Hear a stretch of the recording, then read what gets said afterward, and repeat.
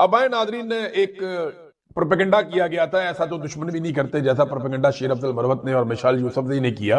वो इमरान खान की बहनों पे अटैक ही कर दिया, बल्कि उनको एक तरह का चोर ही डिक्लेयर कर दिया, या कोशिश की कि उनको भी उठा के जेल के अंदर डाल दो। यानी तोशाखाना 2 के अंदर जो हार है, उसके अंदर शेर अफजल मरवत ने कहा कि जनाब ये तो इमरान खान ने मुझे कहा था कि जाके मिलो, और मैं चला गया था बनी गाला और वहां जाके मैं मिला था बुशरा बीबी से कि जनाब हार वापस करना है। तो बुशरा बीबी ने मुझे बताया जनाब के हार जो है वो तो अलीमा खानम ले गई है। इस किस्म की बातें उन्होंने कही। मिशाल यूसुफजई जो है वो तस्दीकें कर दीजिए, बिल्कुल मैं तस्दीक करती हूँ कि हाल जो है वो बुशरा बीबी के पास हार नहीं है, और ये और वो कहानियां।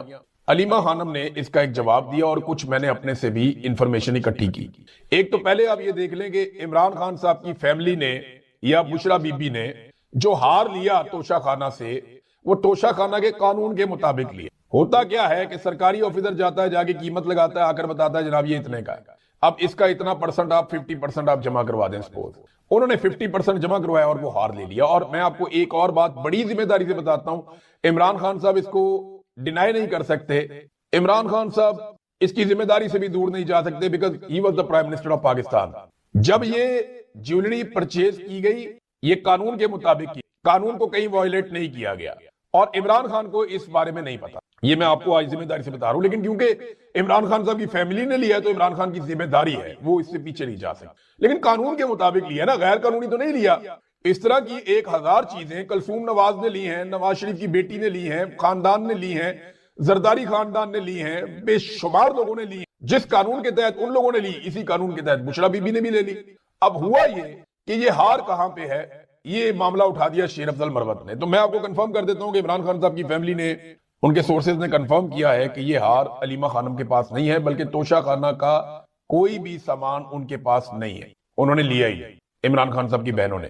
खास तौर पे अलीमा खानम की बात हो रही है, क्योंकि अलीमा खानम से एक फड्डा चल रहा है शेर अफजल मरवत का और मिशाल यूसुफजई का। और मिशाल यूसुफजई को ये लगता है कि बुशरा बीबी और अलीमा खानम की लड़ाई में कोई उनका मुनाफा हो जाएगा या फायदा हो जाएगा, गालिबन यही चलता रहता है ना। तो अब इसमें मरियम रियाज भट्टू साहिबा जो बुशरा बीबी की बहन है, वो अचानक सामने आती है और वो मिशाल यूसुफजई के ऊपर उन्होंने कड़ी तनकीद की। यानी बुशरा बीबी की बहन भी मिशाल यूसुफजई के खिलाफ हो गई, और उन्होंने कड़ी तनकीद का निशाना बनाते हुए उनकी पार्टी रुकनीयत मुअत्तल करने का मुतालबा भी कर दिया। हार कहां है मैं आपको ये बता देता हूं, हार बुशरा बीबी की फैमिली के पास है। और ये तोशाखाना 1 वाले मामलात में तो शेर अफजल मरवत जा सकता था वहां मुलाकात के लिए, 2 वाला मामला तो आया ही बहुत बाद में था। इसकी तो टाइमलाइन ही ठीक नहीं है सारे इल्जाम की, बकौल अलीमा खानम के। ये जो टाइमलाइन है सारे मामले की, उस वक्त तो तोशाखाना 2 वाले हार की बात ही नहीं हो रही थी, जिस वक्त तक बनी गाला के अंदर बुशरा बीबी नजरबंद थी, और नजरबंदी में शेर अफजल को कौन मिलने दे रहा था। अब ये बड़ी अजीबोगरीब चीजें हैं जो कुछ सवालात उठाए हैं अलीमा खानम ने। लेकिन यहाँ पे मिशाल यूसुफजई के सतारे गर्दिश में आ जाएंगे। उसकी वजह यह है कि मुझे नहीं लगता कि उन्हें इस लेवल तक जाना चाहिए था।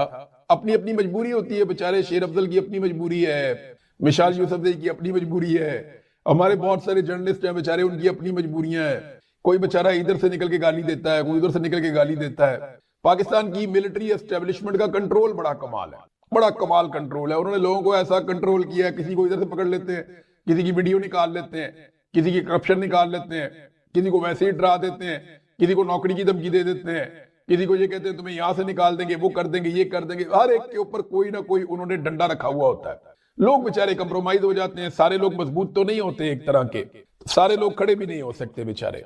बहरहाल नजम सेठी साहब ने हमारी कुछ बातों की तस्दीक की है। ये बातें गौर से सुनिएगा।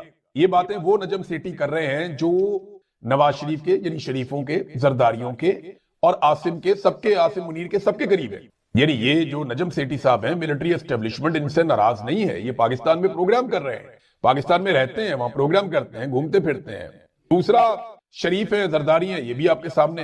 तो नजम सेठी साहब ने 3 चीजों के ऊपर से पर्दा उठाया। नंबर 1, और ये बात मैं आपको बार बार कहता रहता हूं, बार बार कहता रहता, उन्होंने कहा जी मुनसिफाना इलेक्शन हो गए तो 2 सियासी जमातें फारग हो जाएंगी, एक नून लीग और एक पीपल्स पार्टी। इन दोनों के पल्ले कख नहीं बचेगा अगर मुनसिफाना इलेक्शन हो गए। वैसे तो एमकेएम और फजलुर रहमान भी फारिग हो जाएंगे, लेकिन क्योंकि वो कभी हुकूमत बनाने की पोजीशन में अकेले आ ही नहीं सकते, लिहाजा उनको ना 3 में ना 13 में गिनते नहीं है। तो असल गिनती की 2 बड़ी जमातें तो यही है ना, पीपल्स पार्टी और पीएमएल-एन। अगर शफाफ इलेक्शन हो गए तो इमरान खान इन दोनों को फारिग कर देगा, ये नजम सेठी साहब ने क्लियरली बताया। दूसरा, उन्होंने कहा जी कि इमरान खान अगर रिहा हो गए तो अहम शख्सियत का नुकसान हो जाएगा, और उस अहम शख्सियत का हम नाम नहीं ले सकते। क्या वो अहम शख्सियत डोनाल्ड ट्रंप है? डोनाल्ड ट्रंप का नाम तो रोज लेते हैं। क्या नरेंद्र मोदी है? नहीं, उसका नाम भी रोज लेते हैं। क्या वो अहम शख्सियत शहबाज शरीफ है? नहीं, उसका नाम रोज लेते हैं। नवाज शरीफ है, उसका भी नाम रोज लेते हैं। आसिम मुनीर है, हाँ, उसका नाम नहीं लेते। गौर करें ना, आसिम मुनीर साहब का नाम आप नहीं ले सकते, उनके बारे में ज्यादा पाकिस्तान के टीवी चैनल्स के ऊपर आप इस तरह बात नहीं कर सकते, उनको पॉलिटिसाइज नहीं कर सकते, मुश्किल हो जाता है पाकिस्तान के अंदर, खास तौर पे अगर आप टीवी चैनल पे बैठ के काम कर रहे हैं। उन्होंने कहा ये एक शख्सियत को नुकसान होगा, और मेरी नजर में वो आसिम मुनीर ही है जिनका नुकसान होगा। इमरान खान साहब अगर बाहर आ जाते हैं तो। फिर उन्होंने तीसरा जो इंकशाफ किया और तस्दीक की हमारी खबर की, उन्होंने कहा जी कि ये इदारे का मसला नहीं है, जाती लड़ाई है। मैं बार बार आपको कहता हूं ना कि लड़ाई आसिम मुनीर और इमरान खान की है, ये सारे बीच में जो है वो तितर और बटेर हैं, ये सारे लटरम पटरम में बीच में, इनकी कोई औकात नहीं है। असल लड़ाई इमरान खान और आसिम मुनीर के बीच में चल रही है, और ये एक जिद की लड़ाई है, जाती लड़ाई है। और उन्होंने जाती लड़ाई का लफ्ज इस्तेमाल किया नजम सेठी ने, तो ये जाती लड़ाई है, इससे इदारे को कोई नुकसान नहीं होगा, शख्सियत को नुकसान होगा। फौज का क्या नुकसान है इमरान खान के बाहर आने से? 90% फौज इमरान खान से प्यार करती है, फौजी इमरान खान से प्यार करते हैं, इमरान खान फौज से प्यार करता है। वो ये कहता है जी मुल्क भी मेरा, फौज भी मेरी है, अगर मुझे मुल्क से प्यार है तो फौज मेरी है, मैं उससे भी प्यार करता हूं, मेरे अपने लोग हैं। कोई फौजी शहीद हो जाता है, वाकई में दुख होता है, तकलीफ होती है, और जब उस शहीद को उसका दर्जा नहीं मिलता तो और ज्यादा दुख होता है। और ये हरकत होती है इसलिए कि पाकिस्तान की मिलिट्री एस्टेब्लिशमेंट, चंद जर्नैल अपने मफाद के लिए पाकिस्तान की फौज को इंतहाई दर्जे की बदनामी में ले जा चुके हैं, पूरे के पूरे इदारे का इमेज खराब कर दिया पकड़ के चंद लोगों ने अपने जाती मफाद के लिए। लेकिन इमरान खान का जो है वो बड़ा क्लियर स्टांस है कि मुल्क भी मेरा, फौज भी मेरी, और वो फौज को कोई प्रॉब्लम नहीं होगी अगर इमरान खान साहब बाहर आते हैं, प्रॉब्लम होगी शख्सियत को, और खास तौर पे एक शख्सियत को जो आसिम मुनीर साहब है। इमरान खान साहब ने तो यहां तक कहा हुआ कि अगर मुझे कुछ हो गया तो जिम्मेदार आसिम मुनीर होगा। इधर नाज़रीन एक बहुत बड़ी डेवलपमेंट है और बड़ी इंपॉर्टेंट डेवलपमेंट है। एपेक्स कमेटी खैबर पख्तूनख्वा का इजलास हुआ और उसमें कुछ अहम चीजों का एलामिया सामने आया है। एलामिया जो है वो गवर्नमेंट ऑफ खैबर पख्तूनख्वा ने जारी किया है। सदारत की वजीर आला खैबर पख्तूनख्वा सुहेल अफरीदी ने मेन चेयर के ऊपर बैठे। सबसे पहले हम बात करते हैं कल जो चारसद्दा में जलसा किया सुहेल अफरीदी ने, और उसकी वजह से जरूर एक प्रेशर आया पाकिस्तान की एस्टेब्लिशमेंट पे और हुकूमत पे।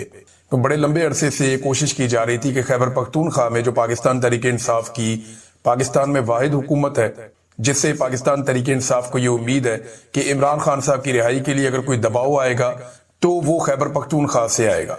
फिर पंजाब में जिस किस्म की हुकूमत बनाई गई, एक तो वो जाली फार्म 47 के ऊपर है, दूसरा पंजाब के अंदर जिस किस्म की फस्तायत है, जो अभी कुछ अर्सा पहले आपने देखा मुरीद के हुआ, इससे पहले जो कुछ पाकिस्तान में पंजाब में खास तौर पे लगातार होता रहा, चादर और चारदीवारी का तकद्दुस पामाल किया गया, हजारों गिरफ्तारियां होती रहती हैं, हर एहतजाज के इवेंट के ऊपर दहशतगर्दी के मुकदमात दर्ज होते हैं।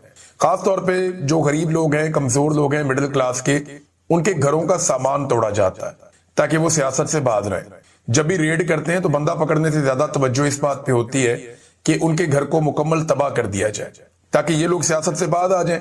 और लोगों का जब माली नुकसान होता है वो बेचारे कई महीने पीछे चले जाते हैं, बाद औक़ात कई साल पीछे चले जाते हैं, बड़ी मुश्किलों से उन्होंने वो सामान बनाया हुआ होता है, और ये तोड़ने वाले भी बेचारे मिडिल क्लास के मुलाजमीन होते हैं। इन्हीं को इस्तेमाल किया जाता है गरीबों को गरीबों से लड़ा के। जो ताकतवर लोग हैं वो अपना इक़्तिदार बरकरार रखते हैं।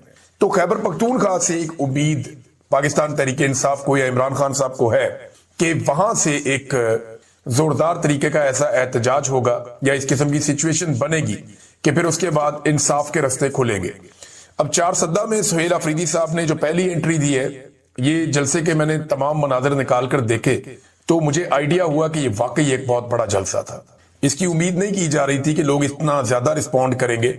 मैं ये सोच रहा था जब इनिशियली मैंने इसके विजुअल देखे, कुछ डिजिटल प्लेटफॉर्म्स जो एस्टेब्लिशमेंट ने लॉन्च किए, उन्होंने इसके ऊपर काफी प्रोपेगेंडा भी किया कि जनाब कुछ भी नहीं है, वहां पे अवाम नहीं आई। और शुरू में ऐसा दिखाई दे रहा था, लेकिन उसके बाद जब लोग निकले और लोग वहां पहुंचे तो इसका मतलब यह है कि लोगों की उम्मीद टूटी नहीं है, बल्कि उन्हें एक नई उम्मीद लगी है।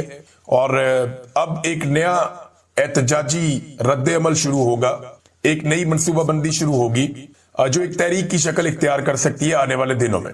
तहरीक इंसाफ का इस मरतबा जो एक हिकमत अमली होगी एहतजाज करने के लिए, या अगर इस्लामाबाद उनको जाना भी है तो वो डिफरेंट होगी, और वो आपको आने वाले दिनों में पता चलेगी। वो उसके ऊपर लगातार बातचीत कर रहे हैं, तमाम ऑप्शन पे गौर कर रहे हैं। तहरीक लब्बैक से एक गलती हुई, और यही गलती पाकिस्तान तहरीक इंसाफ से भी कुछ हद तक हुई थी 26 नवंबर को। हालांकि तहरीक इंसाफ के लोगों पे गोलियां चल रही थी, इसके बावजूद उन्होंने वीडियोस बनाई, उन्होंने स्नाइपर्स दिखाए उन्होंने दिखाया कि किस तरीके से लोगों को गोलियां लग रही हैं। उन्होंने जख्मियों की और जो शहीद होने वाले लोग हैं उनकी भी वीडियोस बनाई। लेकिन जब रात को लाइट चली गई तो उसके बाद फिर वो कुछ बना नहीं पाए, कुछ दिखा नहीं पाए।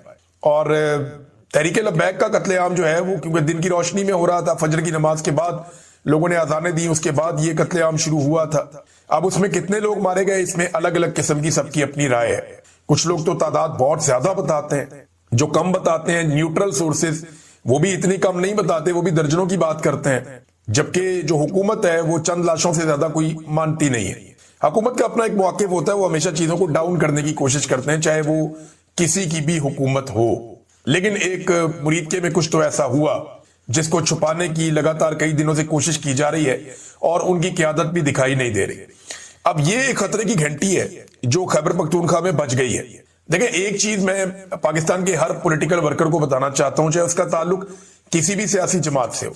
आज का जो सबसे बड़ा हथियार है वो कैमरा है।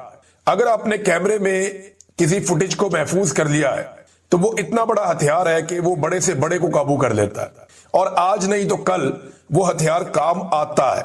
अब पीटीआई के जख्मी कारकुनान ने भी वीडियोस बना ली थी रात के उस पहर में, दिन के वक्त भी जब गोली चल रही थी तो उन्होंने वीडियोस बनाई थी। ये बात जिसे समझ आ गई वो आधी लड़ाई जीत जाता है। जिसे ये बात समझ आ गई कि कैमरा कितना बड़ा हथियार है वो आधी लड़ाई जीत जाता है। टीएलपी के वहां से बहुत सारी वीडियोस आई, लेकिन बहुत सारी वीडियोस वो नहीं बना पाए, और अगर बनाई है तो वो अभी तक सामने नहीं आ रही। हो सकता है फ्यूचर में हम कुछ और चीजें देखें। अब सुहेल अफरीदी ने जो किया वहां पे चारसद्दा में, उससे खतरे की घंटी तो बजी, और सुहेल अफरीदी को चलने नहीं दिया जाएगा। और मैं आपको एक चीज और बताऊं, आई हेट टू से दिस, यानी मुझे ये कहते हुए बड़ा अफसोस हो रहा है, बड़ी तकलीफ हो रही है, लेकिन नेक्स्ट 2 महीनों में सुहेल अफरीदी साहब को अपनी सिक्योरिटी का बहुत ख्याल रखना चाहिए और रखना पड़ेगा। पाकिस्तान में जो टॉप 5 लोग खतरे में हैं, जिनकी जान खतरे में है, उनमें एक सुहेल अफरीदी भी है। और मैं अगले 2 महीनों की अगर बात कर रहा हूं तो आप सब समझदार हैं, आप सबको आइडिया है कि अक्टूबर और नवंबर का महीना पाकिस्तान में बहुत डेडली होता है। अरशद शरीफ की शहादत अक्टूबर के महीने में हुई, इमरान खान साहब पे गोलियां नवंबर के बिल्कुल शुरू में चली, और ये वो वक्त होता है जब एक आर्मी चीफ की रिटायरमेंट आ रही होती है और नया आर्मी चीफ आने की कोशिश कर रहा होता है, और पुराना आर्मी चीफ एक्सटेंशन लेने की कोशिश कर रहा होता है। इससे ज्यादा मैं कहना कुछ नहीं चाहता क्योंकि वो इल्जाम हो जाएगा, लेकिन मैं ये बता देता हूं कि सुहेल अफरीदी साहब की सिक्योरिटी का प्रॉपर बंदोबस्त आईजी खैबर पख्तूनख्वा को और उनके साथियों को करना चाहिए। आज एक कबायली जरगा भी होने जा रहा है, और ये जिला खैबर बाड़ा में होने जा रहा है, और ये तारीखी अमन जरगा है। इसके अंदर कौमी मुशरान, सियासी मुशरान, उलमा इकराम, तुलबा तंजीमें, सिविल सोसाइटी और हर मकतबा फिक्र से ताल्लुक रखने वाले सिविलियंस इस जरगे में शिरकत करेंगे। सुहेल अफरीदी साहब आज इस जरगे को लीड कर रहे हैं, वो भी जा रहे हैं इस जरगे के अंदर, और ये जरगे ही अमन के रास्ते को खोलेंगे। यहीं पे जो फैसले होंगे, देखिए इन जरगों में मेरे ख्याल में नफरत वाला सिलसिला खत्म होना चाहिए, रियासत की जानिब से पहले, और फिर जो जरगे के अंदर कबायली लोग मौजूद हैं उनकी जानिब से बाद में। पहले रिस्पॉन्सिबिलिटी जो है वो रियासत की होती है, वो भी अपने अल्फाज के चुनाव में एहतियात करें, अपने इक़दामात में सबको एतमाद में लें। और दूसरी जानिब फिर जो अवाम है वो तो हमेशा से चलना चाहती है, हमेशा से पाकिस्तान को बेहतर देखना चाहती है, तो रास्ता निकल आएगा। देखिए 3 चीजें बहुत जरूरी हैं पाकिस्तान में अमन कायम करने के लिए। आज मैं आपके सामने अपना एनालिसिस रख लेता हूं, और इन 3 चीजों से बाहर अमन नहीं आएगा। आपको अगर बलूचिस्तान में अमन लेकर आना है तो आपको 3 चीजें करनी पड़ेंगी। नंबर 1, सियासी हल इसका निकालना पड़ेगा। सियासी हल क्या होता है? मुलाकातें करें पॉलिटिकल लोगों से, आप ओनरशिप लें, सियासी लोग इसकी ओनरशिप आगे बढ़ के लें, और हौसला अफजाई करें उन सियासी लोगों की जो सियासत पे आगे बैठ के बात करना चाहते हैं, चाहे वो नौजवान है चाहे वो खवातीन है, उनका डायलॉग में शामिल करें। और साथ ही इसके जो है महरूमियों का खात्मा किया जाए, ये भी सियासी हल का हिस्सा है कि लोगों के हकूक उनको दिए जाएं, सेहत, तालीम, रोजगार, मेयार जिंदगी, ये सियासतदानों की रिस्पॉन्सिबिलिटी है। ये सियासी हल का हिस्सा है, जो पहला हल है सियासी हल। और इसी हल के अंदर बयानिए का तोड़ है ताकत के इस्तेमाल से नहीं, दलील के इस्तेमाल से। ताकत के इस्तेमाल से आप बयानिए का मुकाबला नहीं कर सकते, आपको दलील की बुनियाद पे बयानिए का मुकाबला करना है, और वो तभी होगा जब सियासी हल निकाला जाएगा, लोगों को उनके हुकूक दिए जाएंगे, तो फिर बयानिया जो है वो टूटना शुरू हो जाएगा। वो बयानिया आएगा जो रियासत का बयानिया होगा, लेकिन दलील के साथ, ताकत के साथ नहीं। तो पहला हल इसका जो है वो सियासी हल है, सबसे पहले ये काम करना पड़ेगा। दूसरा मरहला है अमन का मौका दिया जाए, यानी आप डायलॉग का रास्ता खोलें, हथियार फेंकवाएं, जो लोग हथियार फेंकना चाहते हैं उनको हथियार फेंकने का मौका दिया जाए, मुख्तलिफ किस्म के रियासती पैकेजेस अनाउंस किए जाएं। आम माफी का ऐलान भी किया जाए उन लोगों के लिए जिनको आप दे सकते हैं माफी। आप उसमें जो है वो क्लासिफिकेशन कर सकते हैं और अमन मुआहदे किए जाएं ताकि मैक्सिमम लोगों को कौमी धारे के अंदर लाया